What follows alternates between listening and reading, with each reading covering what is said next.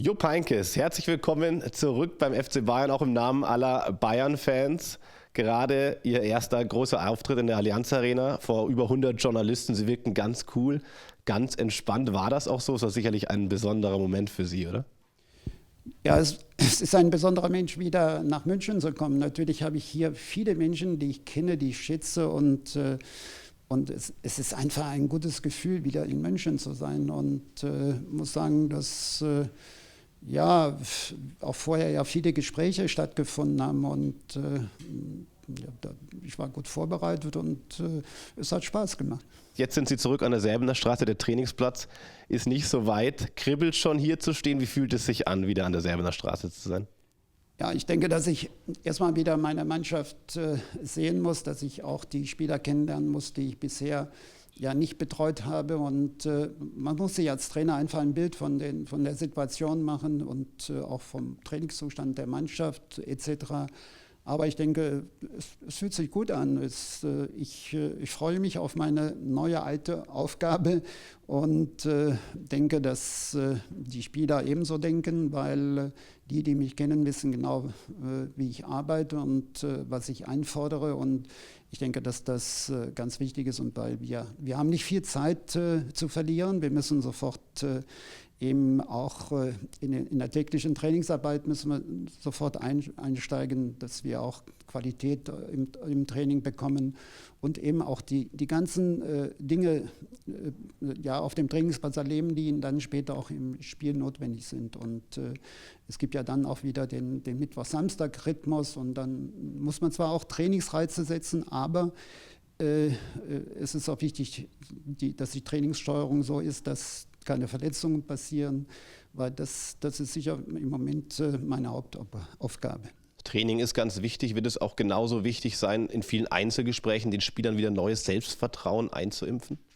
Ja, das selbstverständlich. Ja, das ist, glaube ich, schon auch immer meine ganz große Stärke gewesen, ein gutes Vertrauensverhältnis zu den Spielern zu haben und vor allen Dingen auch die Kommunikation zu pflegen. Und weil ich bin selbst Spieler gewesen, ich weiß, dass das unheimlich wichtig ist, dass der Spieler merkt, dass das Vertrauen des Trainers merkt und umgekehrt auch den Respekt der Spieler hat. Und ich denke, das wird auch wieder funktionieren.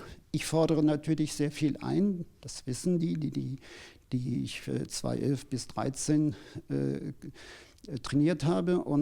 Aber das ist etwas, was die Spieler auch mögen und sie brauchen Führung, sie brauchen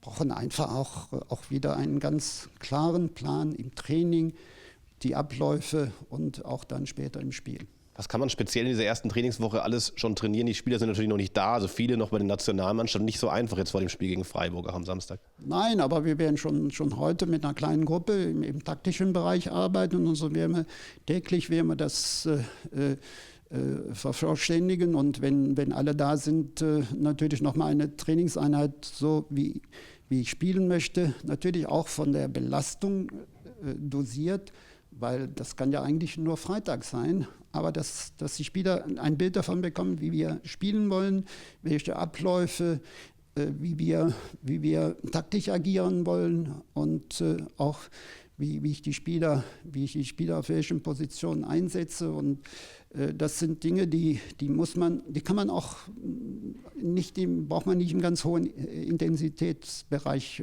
absolvieren, sondern das kann man auch ruhig machen, weil viele Nationalspieler oder die Südamerikaner, die kommen erst am Donnerstag zurück und sind Freitag erst da.